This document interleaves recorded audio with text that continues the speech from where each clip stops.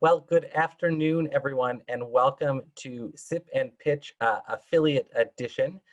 My name is Jason Ray. Pronouns are he, him, and his, and I'm the Vice President of Affiliate Relations for the National LGBT Chamber of Commerce. Before we get started today, just a few important reminders. As we always work to build a more welcoming and inclusive environment for all, we ask you to hover over your name image here on Zoom and find the three dots in the blue box to click rename. We encourage you to add your pronouns after your name, as I've done here with mine, to ensure that all are welcome and respected in this space. Gender and pronouns should never be assumed. So whether you're cis, trans, or gender nonconforming, we ask you to do this to help us build a safer community for all. Additionally, this program is being recorded and is streaming live on Facebook. You'll have access to the full recording by visiting the NGLCC YouTube page to revisit the program. And lastly, we kindly ask that you mute your microphone here on Zoom so that we can clearly hear everything our presenters and judges have to say during the program. With that, I'm excited to get us started for our first event, and we're excited to have some remarks from our president and co-founder, Justin Nelson. Hey, Jason, thank you for that. I am Justin Nelson, co-founder and president here at NGLCC. My pronouns are he, him, and his. And I'm so excited about today's affiliate edition of NGLCC Sip and Pitch. As many of you know, for the last several months, we've been bringing together amazing LGBT entrepreneurs to pitch their business, product, or service to our group of outstanding corporate mentors. And we have a lot of innovation happening around the country in our affiliate network. And so we thought, let's do this so that our stakeholders have an opportunity to see the amazing work happening in our states and municipalities around the country as a result of the work of our state and local affiliate chambers. So we are thrilled to be doing today's affiliate edition of Sip and Pitch. I want to thank Team NGLCC for your work on making this happen. And of course, to our wonderful Vice President of Affiliate Relations, Jason Ray, thank you for the work that you do helping empower our affiliate network. And to all of you that are tuning in today, thanks for taking time to see what's happening across the country in our communities with the leadership of our local affiliates. So thank you all very much. Have a great session, and I'm going to turn it back to Jason so we can get this started. Jason, take it away. Perfect. Thank you so much, Justin. You know, we are thrilled to be able to highlight and shine the spotlight on some of our affiliates today, but we're also really thankful to have our panelists with us who are going to help give feedback today. And I'm excited to introduce our three panelists that we have joining us for today's discussion. We've got Jasmine Johnson, the Diversity Programs Director for Manpower Group, Brian Hall, the Supplier Diversity and Brand Advocacy and Small Business Liaison Officer for Shell, and then Dawn Ackerman, who serves as our NGLCC Affiliate Chamber Council Western Region Co-Chair, and also is the President and CEO of an LGBTB Outsmart Office Solution. So we are thrilled that the three of you would be willing to spend a little bit of your Thursday afternoon with us, helping provide feedback to our affiliates. So would love to, before we hear from our panelists, just go over some of the rules for today's program so that everyone kind of knows where we are operating under. So first, make sure that each of our participants today will have 10 minutes to pitch their product or innovative idea program. We were really excited to be able to hear from our affiliates about the great work that they are doing right now. So there's 10 minutes for each of our presenters to present. There'll be 10 minutes then afterwards for feedback and Q&A from our great panelists. And if there's not an official presentation, that's no problem. This program is really designed to be informal, to really give real-time feedback. So again, it's meant to be informal. It's meant to have fun today during this. If you're not speaking again, we encourage you to mute your microphone. We will provide some warnings at the 1 minute and 30 seconds remaining. But most importantly, this is a judgment-free zone today. This is really designed to help you enhance your pitch, and all feedback is really shared in the spirit of collaboration. And then the seventh guideline here, and most important to me is to have fun today. So this is Sip and Pitch. So hopefully you have a beverage of your choice handy to sip on during this, to enjoy the conversation, enjoy the presentation, and to really just learn and grow together. So with that, I'm excited to be able to, again, introduce our panelists, Jasmine, Brian, and Dawn, and wanted to open it up to them if there are any opening thoughts that they have before we hear from the first presentation. Well, I'll go first. Good afternoon. Jasmine Johnson here, and just so excited to be a part of the affiliate edition of Sip and Pitch. Thank you so much, Jason, for reaching out and asking for me to be a part of this wonderful opportunity. And I'm just excited to hear the pitches and to partner alongside the other two of my colleagues who will be providing feedback as well. Thanks, Jasmine. Dawn, would you like to go first, and then I'll finish up? I would just to say, well, buddy, I'm really glad to be here. I can't wait for what these chambers have to offer their membership. It sounds like some new exciting ideas. And so thank you. This is great. Yes, and finally, hi there, Brian Paul with Shell. Thank you, Jason. I tell you, when you made the call, I had no hesitation. It seemed like a very exciting and new thing to experience. And that's been the pedigree of the National LGBT Chamber. So I'm excited about that. For the participants today, I guess I would just simply say, from Shell's perspective, thank you for your commitment to this point.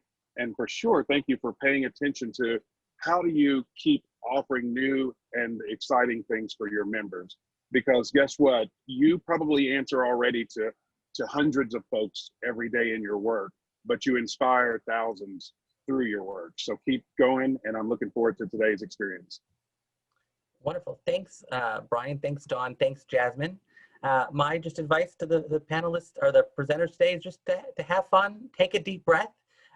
This is no pressure. This is meant to be fun and to get some great feedback. We're excited that you'll hear feedback from affiliate leaders, from corporate professionals, from BEs, all who are part of this NGLCC family. So we are excited and ready to move forward with our first presenter, which is the Texas LGBTQ Chambers of Commerce, made up of the Austin LGBT Chamber, the Greater Houston LGBT Chamber of Commerce, the North Texas LGBT Chamber of Commerce, and the San Antonio LGBT Chamber of Commerce. So I'm going to turn it over to them right now. And your 10 minutes will start.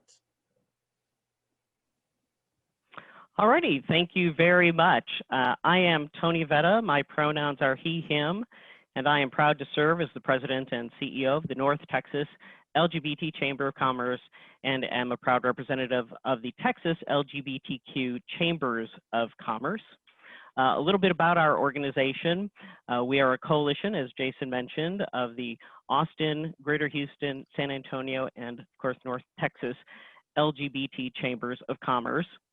We work to achieve equality and inclusion by promoting economic vitality in our communities and strengthening LGBTQ and ally businesses. Together, we represent well over 1,000 businesses, and we believe in Texas, which you know is a special place. When businesses thrive, so do people. So for this to happen, all Texans must be included and respected. So a little bit about how we started. It actually began when the Houston LGBT Chamber was forming in 2015, and we started talking about how our two organizations could work together. And then in 2018, we all got together in Austin and really looked at what we could do on a statewide level to really impact our member businesses. We meet every few months, although the last time we met was in March, and we haven't been able to meet in person since then, but we talk on a monthly basis. And we're currently looking at setting up a formal 501c6 organization. I think it's safe to say that we all believe that collectively we are certainly more than the sum of our parts. We have 5 strategic areas: advocacy, visibility, statewide networking, sustainability, and capacity building. So now to tell you a little bit more about advocacy. Tony, like I'm sorry to interrupt you. Lauren, if you could just pause the timer really quickly for Tony. Lisa, I want to make sure you're able to share your screen here. I know you're running the show on behalf of the Texas LGBTQ Chambers. And you can't see it? Nope, you have to click the share screen option at the bottom of Zoom, and hopefully that should do the trick.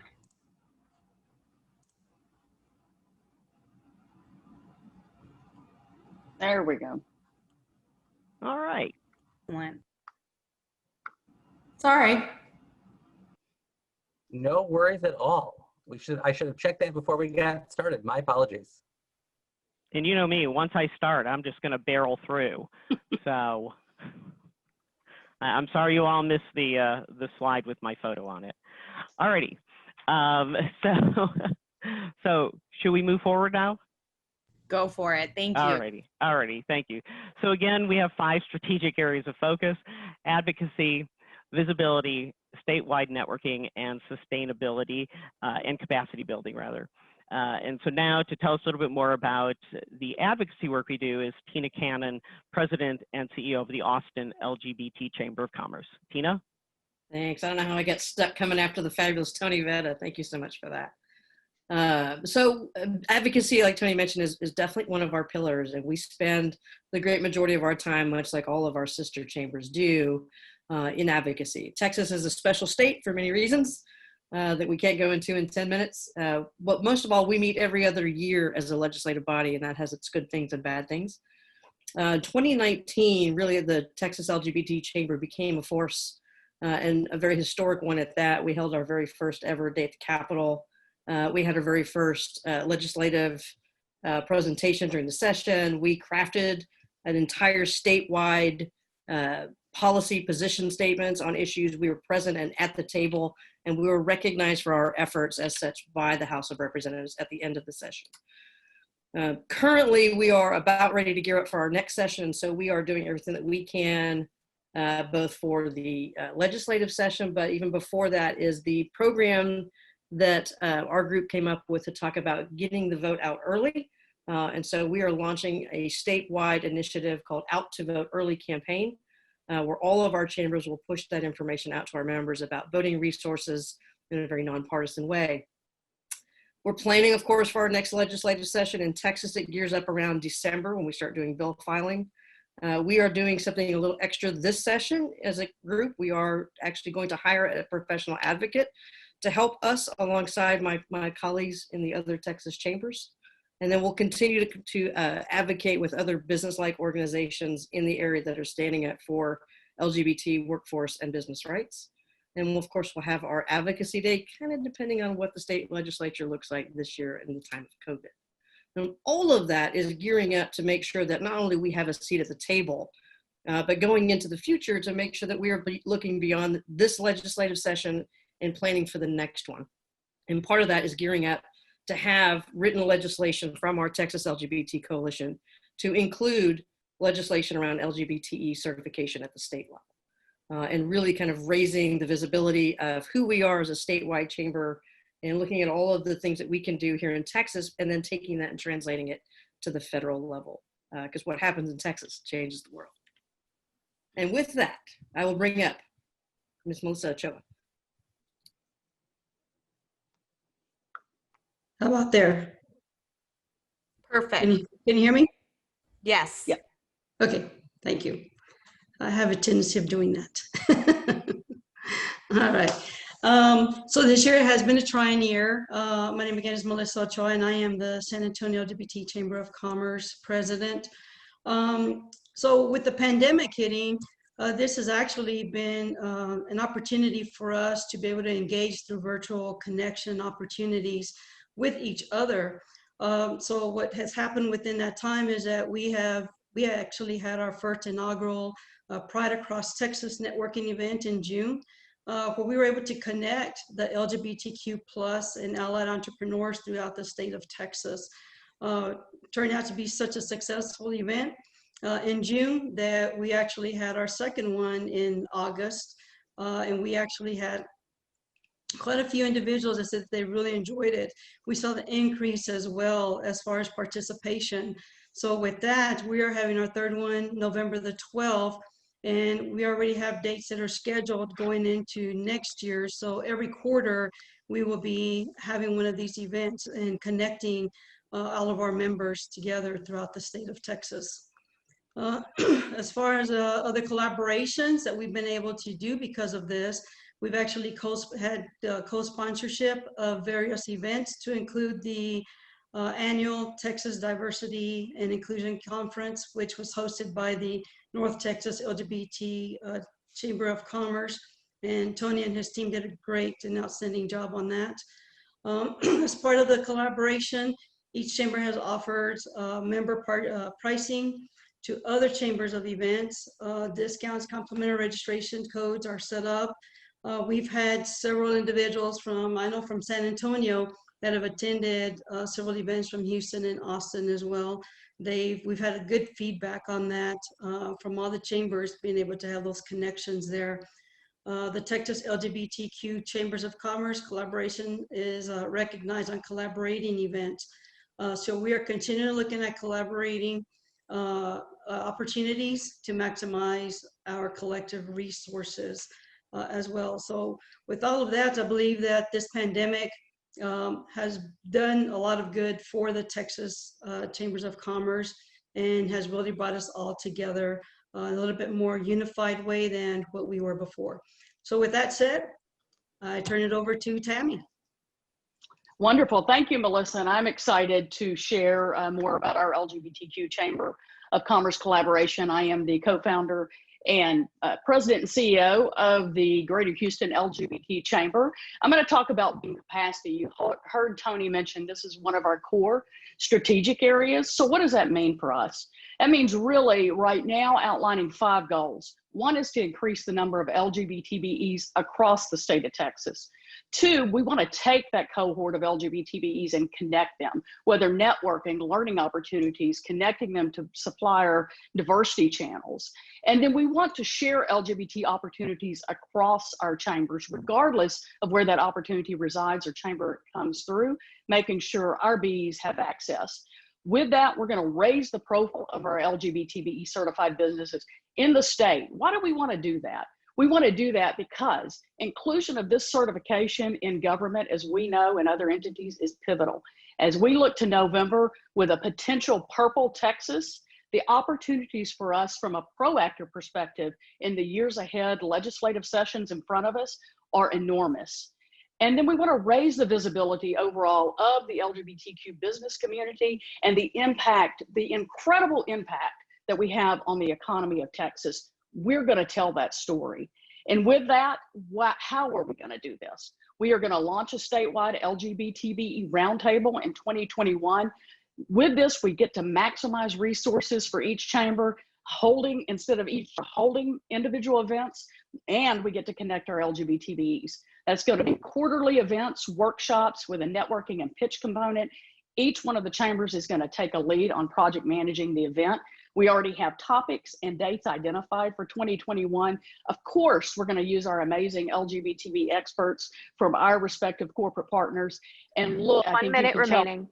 I think you can tell with the Texas LGBT Chambers, we're looking ahead. So we're continually looking at other collaborations and future opportunities to connect our LGBTBs and even beyond Texas. With that, Tony, take it away.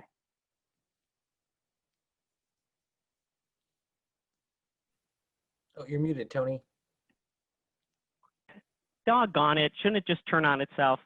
Alrighty, in the few seconds we have left, I just want to share this quote with you all, that diversity is having a seat at the table, inclusion is having a voice, and belonging is having that voice be heard. So that is the Texas LGBTQ Chambers of Commerce.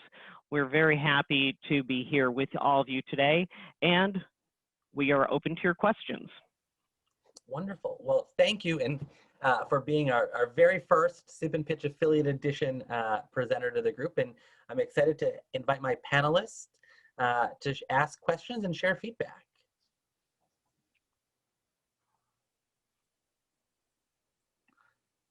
I'll share my feedback. I think it's fantastic that all of you have decided to do this together. There's so much opportunity state by state, and when you have this many chambers in one state, to really show that you are a force to be reckoned with on a state level to create change for the LGBT business community, I think it's the best way to do it is to all be there side by side, and at the same time being able to then support all of the members that are local within your individual cities, and to bring all of the LGBTBEs together across the state, because a lot of business can be done if they get to know each other. And if one lives in Texas and one lives in Houston, the chances of them getting to know each other are very slim, but you're making that happen. So I think it's a great idea. Congratulations. This is wonderful. Thank you. So I'll hop in next. First and foremost, the efforts and the visibility of collaboration and connectivity is definitely visible, and how you all are bringing forward that to connect, as Donna mentioned, all of the rest of the chambers across the state. I mean, because obviously shared voice is very important, and there's power in numbers. The question that I would have, so my previous role before joining Manpower Group, was government relations. And so understanding the power of advocating with those state legislators from a business perspective. So I would ask, especially in this digital space that we continuously find ourselves in now, are you all looking to have a joint advocacy day across all the chambers with your state elected officials? And then part B to that question would be, if you had an open canvas, what is the single point of advocacy for the LGBTEs in the state of Texas that you feel, if this piece of policy was advanced, it would make your efforts, simplify your efforts and bring the visibility and the support that's needed to the LGBTEs across the state of Texas? Yep. So thank you for that, and I appreciate that. And I probably breezed past it really quickly in my minute and 49 seconds. The statewide chambers collectively do our advocacy together. We march to the Capitol last session together. We do all of our knocking on the doors, phone calls, advocacy platform all together. And we have a complete advocacy platform ready for this next session. And together we're also bringing on board an advocacy professional to deal with it all day long. To the extent that, right, chamber leaders, we only have so much bandwidth. And that is also a joint expense and a joint venture with all of the LGBT chambers in Texas. As to your question about, was it the measure of success kind of around BEs, or was it around what we want to get done this session? Well, I mean, my assumption was that you all were doing joint lobby days, like in person, but I guess in this COVID virtual world, I was just asking more from a pivoting perspective, if you all were calling virtual meetings with the state legislators, and what did that look like from an advocacy component when, the inability to move freely through the Capitol building are different than they used to be. So that was really a question of like, how are you transforming that advocacy and doing those joint efforts from an advocacy lobby day virtually that we could all take away best practice from. But then the last part was, what one singular piece of policy or legislation, if you could write it now, that you feel would give you all the support across the state from a legislative standpoint that you all need? Sure. So quickly on that, our session starts in January, so we will be putting together a virtual lobby day for all of our members and member companies to join. And then the second half of that is, it's already written in the sense that we are all pushing behind the statewide non-discrimination ordinance legislation at the state level to complement the one vertical, right, that SCOTUS decision gave us. But it didn't give us everything else with regards to housing and healthcare and all of the other NDO protections that we need. So there's already a bipartisan bill being presented this next session to address that issue. Thank you. Well done. By the way, everyone, and thank you for the questions from the colleague panelists. Can you guys see me? Because I know you saw my steering wheel last time. We can see you, Brian. You're good. Yes. Oh, okay, good. I was going to show you the back seat, but that's a whole nother Thursday afternoon. Anyway, congratulations to everyone. And Tammy, you know I'm your hugest fan here in Houston. A couple thoughts, and then collaboration, first of all, is a challenge for most. And for chambers that occupy, if you will, the same territory, that is the state of Texas, even though it's large, I could have seen a situation where you'd say, wait a minute, let's do our own first and then we'll come together. But you have chosen a moment in time where this is a leadership behavior. And I want to commend you on that and commend you on tackling that. One of the things I didn't hear is, and I know that the National LGBT Chamber really utilizes this, I think, to really level set and really even get people's attention. But what is the actual current power, if you will, from a spending and investment standpoint in the state of Texas? And you may have said that, and I'm sure you have it, but I didn't catch it.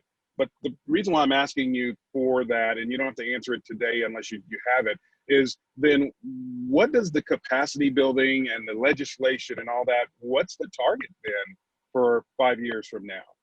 So that, so I'll leave that for my first question. So what's your power with all of these wonderful chambers teaming up, and which nuggets are you going to share? And then what is the target for, say, a 5-year span as you build on this collaboration? Well, so to answer your question, Brian, you know, in terms of a target, ultimately, you know, the LGBTB certification, but we have to stair step this right with this NDO that Tina was talking about. We have to get visibility in terms of just the LGBTQ business community as a whole, so that we can have a seat at the table. So if our environment, as you know, here in Texas, there are a lot of organizations that are working from a business perspective, and some that focus through an LGBT lens, but not specifically representing the LGBTQ business community. So we have to raise our profile. And with that, we think there's tremendous opportunity to get the inclusion included as part of the hub certification, because right now we're excluded from those opportunities as, you know, the LGBTQ business community, at least with that certification. So I think that's a 5-year mark. But when that happens, we know, and we see that just with our local chambers as well, and the partnership with the NGLCC, that raises tremendously our profile in our local markets across the state, et cetera, and making sure that we can attract more business owners to come and learn more about the certification and get their businesses certified. So, and to go to your point about quantifying stats, economic buying power, we want to do that all statewide. We don't have those stats. We want to do that both for the consumer market, the LGBTQ market. Those are all things that we've been talking about. So, and my other colleagues may have something to weigh in on that. I'll add to that real quickly. You asked kind of what the impact is, right? How do we measure that impact? I think we're all pretty familiar with a couple sessions ago, we had the bathroom bill here in Texas. And it was the businesses and the workforce and the Visit Austin, Visit Dallas, the tourism boards that all stood with the LGBT community. And we stood alongside them on the steps of the Capitol, banging doors, and we pushed back that very hateful legislation that put Texas on a global map, and one that we should not have been on. So the impact is definitely measured in that sense, and we can always get you the dollars and cents that go with that. Yeah, Brian, I'd be happy to give you that information now. Actually, in Texas, the buying power of the LGBT community is $77.31 billion. Now, those numbers are a couple of years old, so you know they might need to be revised up a little bit. And also, when we look at businesses, of course, we look at the small businesses, and then how many of those might be LGBT. And we estimate the gross output for the state of Texas for LGBT-owned businesses to be $42.2 billion. Love it. Tony, thank you. Hopefully I got another minute. I'll just ask just 2 more questions that are kind of one because of what you just shared is, and this is maybe a personal belief as I look at how Shell and the value that the end results that we have when it comes to spend with LGBT-owned businesses, and that is we have a ways to go. So when I look at this unified consortium in the largest and best state in the union, And I go, you're really building this brand of unity, building on a brand of unity, if you will. I guess two questions I ask. One is, when we peel back and go, there are suppliers probably within your fold today that would find it very hard to get a contract or with Shell. And what is it that we can specifically do through this network that can, one, be clear on what it looks like today? Because if every BE that's part of your network believes that now they've opened up the opportunity to do business with every corporation that's headquartered in the state of Texas, that still is a tactical challenge, if that makes sense, right? So what are a few things that you would want from the corporate community as you get comfortable with this network? What would be one or two things, if you could visualize that? And you can share this with me via email later.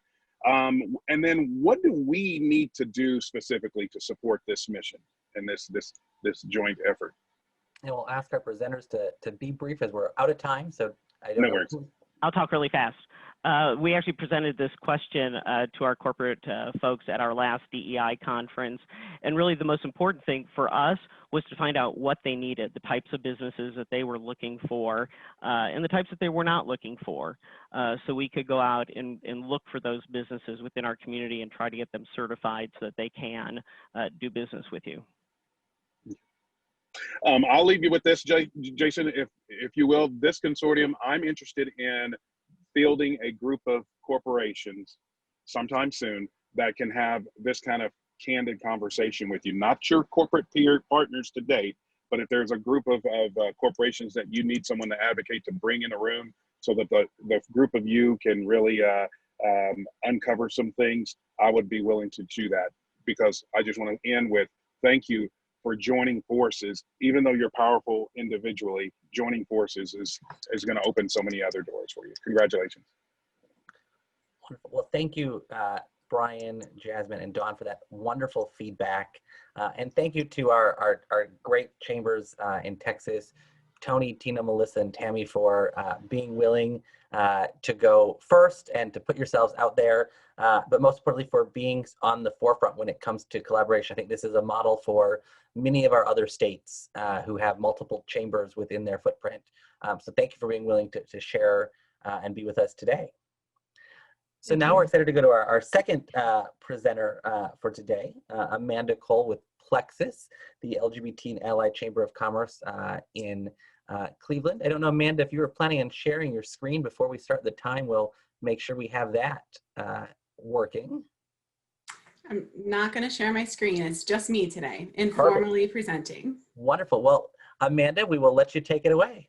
Great, thank you. Amanda Cole, she, her pronouns. As Jason mentioned, we are located mostly in Cleveland, but we serve all of Northeast Ohio.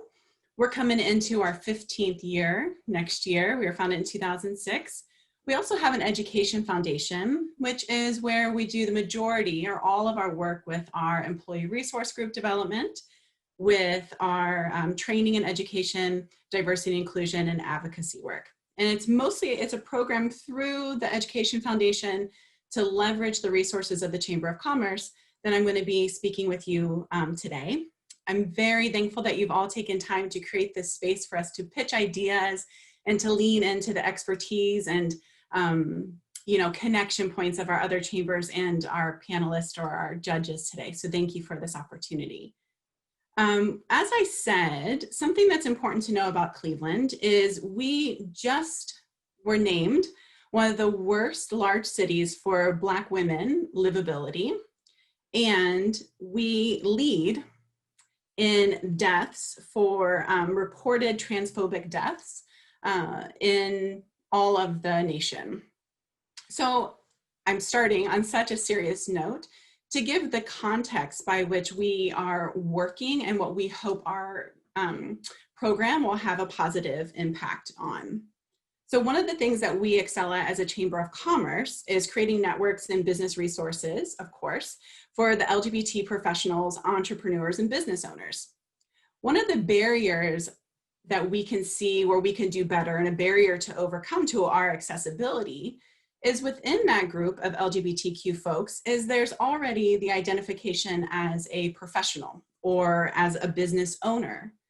So the question that we have to ask ourselves is, for within our community, what are we doing? How are we engaging and reaching out to those who have yet to establish a career, who are having to redo and reestablish a career?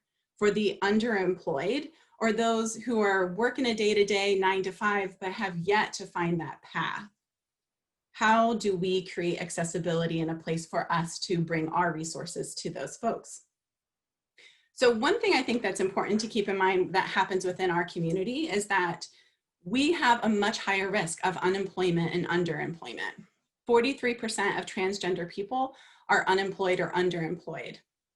32% of us are earning less than $24,000. And over 63% of folks in our community we're not gainfully employed. We're lacking in security. So when we are approaching equity and equality, we have to remember that this is an economic issue.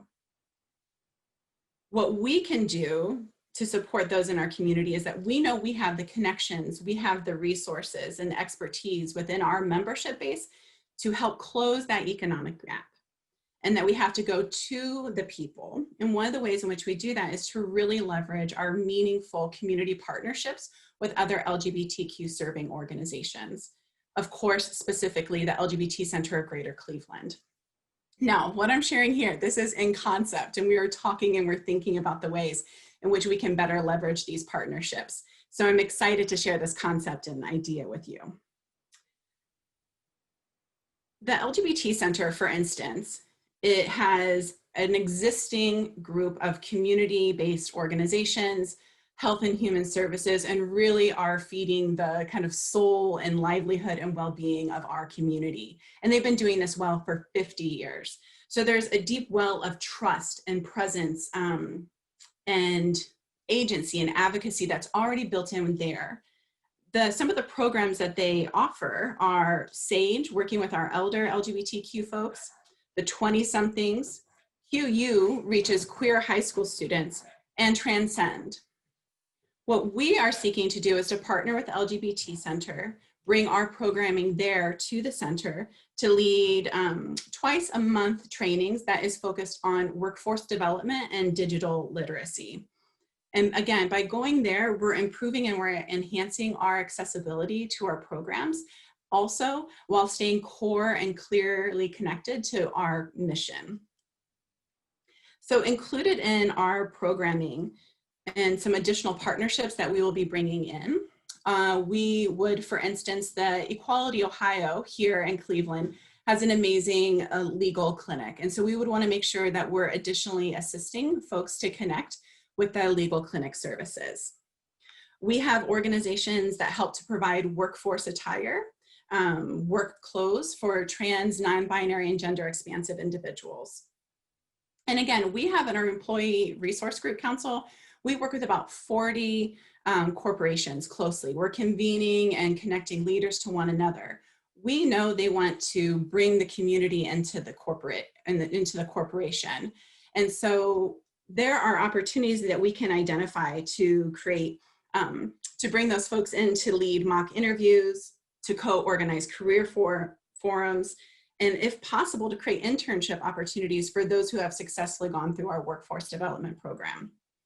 Now, workforce development and essential skill development, there's curriculums everywhere. But what we do that's different than, say, going to Job and Family Services is we know what we're needing as queer individuals. We know our unique opportunities. We know the specific challenges that we have, from navigating coming out to work, right?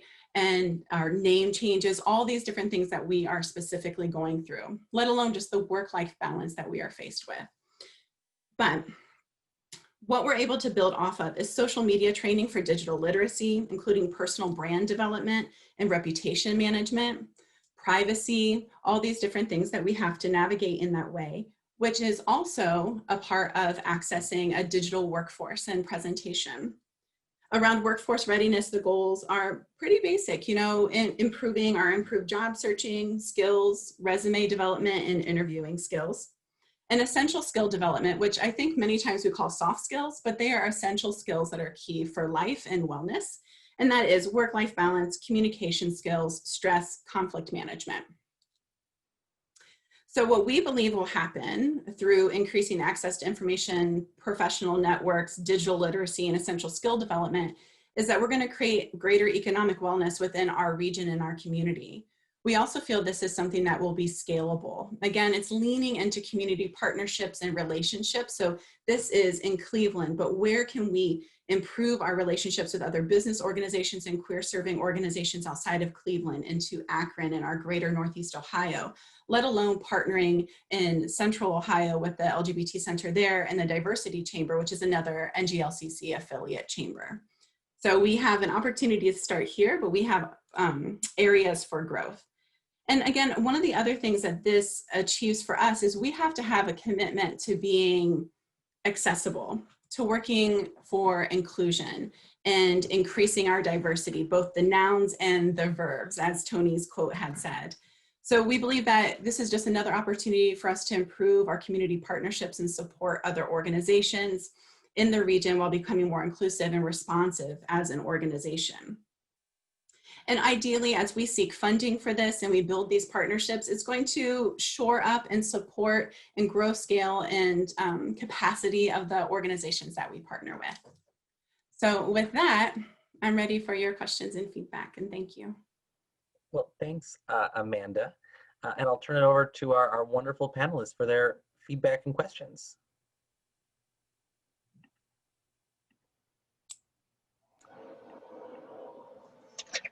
I have a question. Amanda?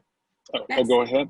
Go ahead, Dawn. As you're creating this curriculum, are you using members to present and to teach? Yes, absolutely. So we have this deep bench of expertise. So while I would hire an additional program staff to manage, we would absolutely go to our membership base to help with the mock interviews, teach essential skills, resume development, all of those different things, both within our small businesses, fellow professionals, and then also looking to the corporate sector to see the way in which there's unique ways in which to understand different sectors, to say that there. And we also have opportunities to look around entrepreneurship and connecting with small businesses, because we do want to continue to develop and support the creative field, the entrepreneurial sense, and growing more LGBT-owned small businesses through this program as well. Great, thank you. Yeah. Amanda, Brian here with Shell. Thank you for one of the detail by which you shared. Cleveland, Ohio. I guess I was listening and trying to hear kind of the measure of success, because there are a lot of things you're working to impact and even connect through what I heard. Okay, and I commend the fact that you're looking to collaborate. But let me get to, I think you said you're focusing on essential skills, which I'm glad you define that differently than soft skills. Yeah. And so one, thanks for doing that. But I'm gonna try and get to my question. I had a really good question, which was really, when you think about if you talked about the unemployment and underemployment, is there a measurement by which you say at the end of a year, this is what we want to be able to look back on and say we improved that or increased that, or, you know, and if it's a bad thing, we kind of erased it. Any thoughts with respect to just that space? Yes, absolutely. So with every program having a metric so we can measure the impact and the value add that it has for those who participate, absolutely. Well, one of the really good things with essential skill development, workforce development, like I said, there's a number of programs. While this is geared towards LGBTQ community, these programs and curriculums do have metrics that we would be able to copy, right? But pre and post interviews, also measuring people's sense of self, right? How are they feeling about their ability to job search? How are they feeling about understanding the digital literacy skills? And also then, of course, the scoring and measuring of public speaking and presentation, of prepping for an interview. All those things would be measured along the way. This is also an opportunity where we have a number of deliverables people can walk away with. Everybody should walk away with a LinkedIn profile. There's additional trainings that we can have there. Folks should be able to better understand how to leverage their brand on Instagram or Facebook, or if it's not something they're leveraging, then how to help keep it private, right? And then so ideally, yes, some of the metrics that I could see us using to measure would be the number of successful interviews completed, an increase in the number of jobs that they're able to find and that are specific within a field of interest and then are in improved alignment with their abilities and their talents, right?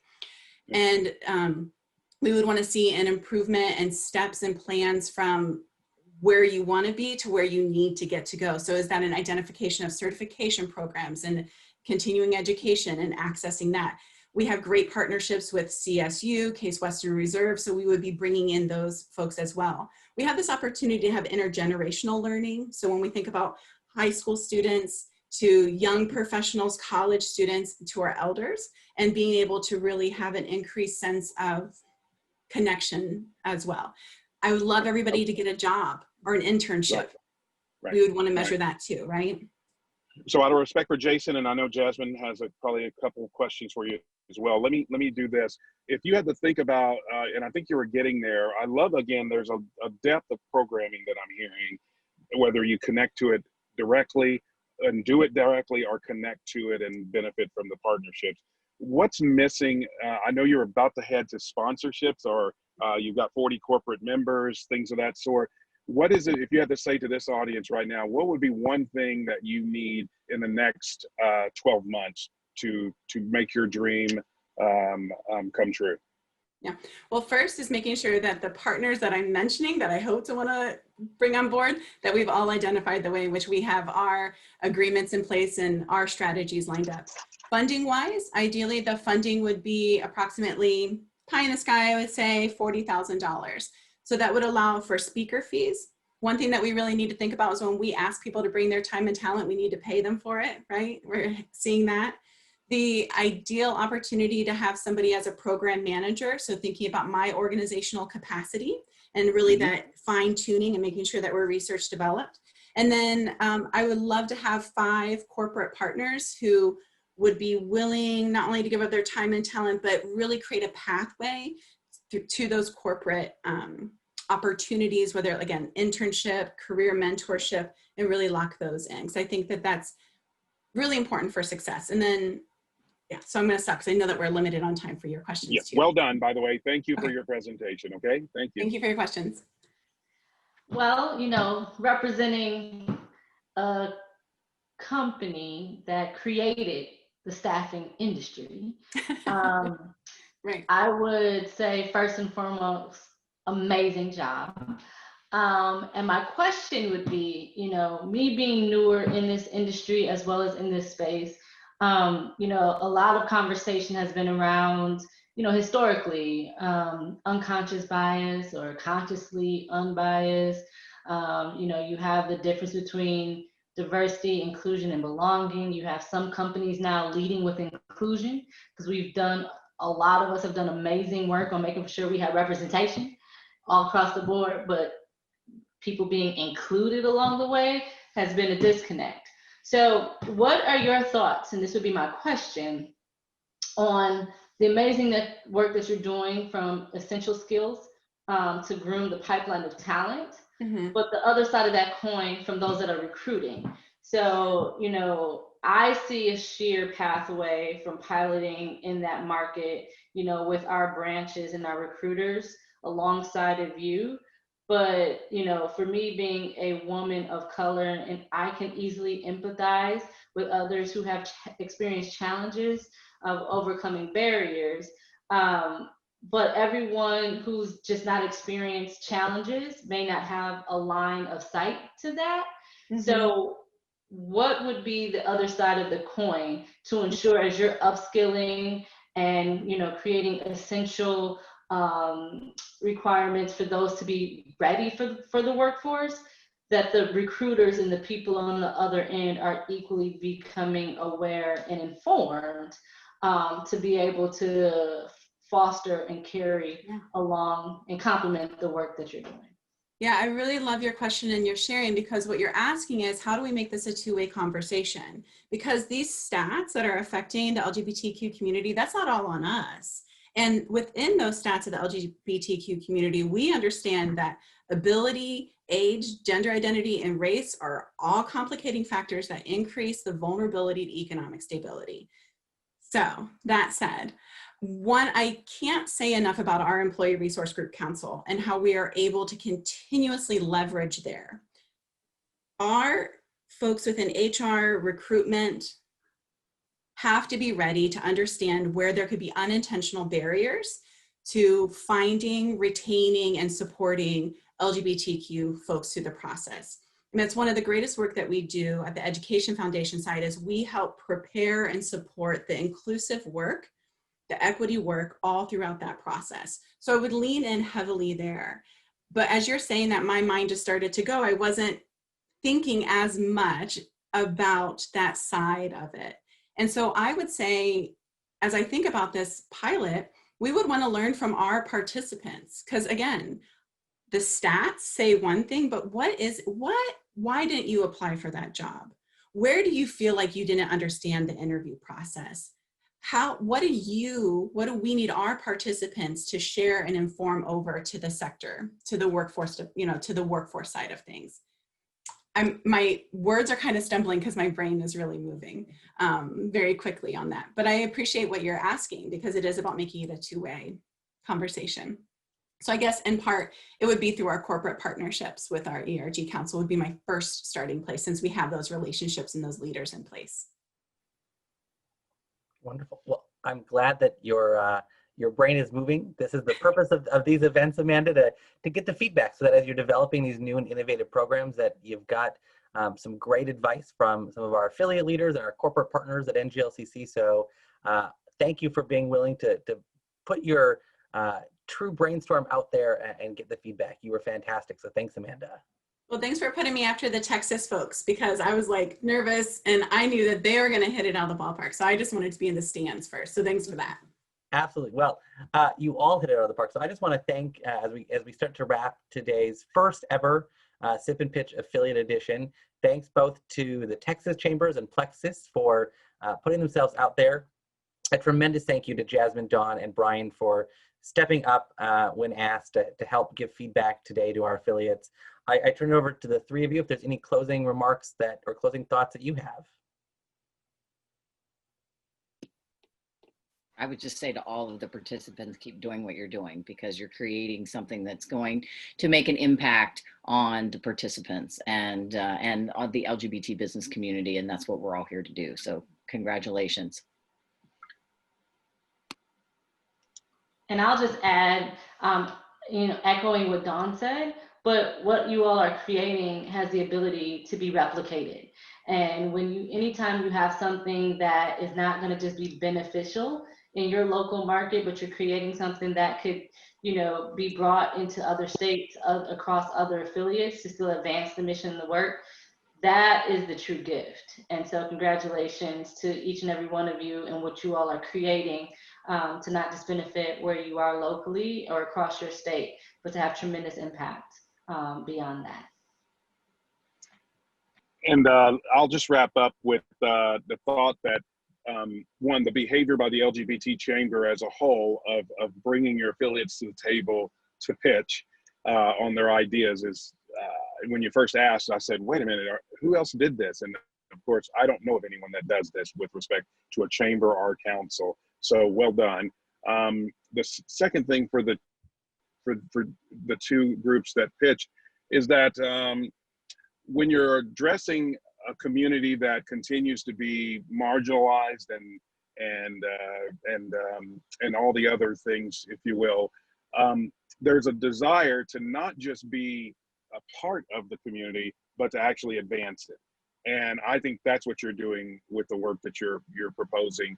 And so I think if you keep that in mind, that you're actually blazing a trail to have others follow you, is a good selling point when you're talking to your current members and your potential members about supporting you, because we have enough to support to get us what's out there today. What we're really thinking about is what's tomorrow going to hold, and you guys can lead that. So thanks for putting yourself out there and giving us a chance to offer, or giving me a chance to offer thoughts and comments. So.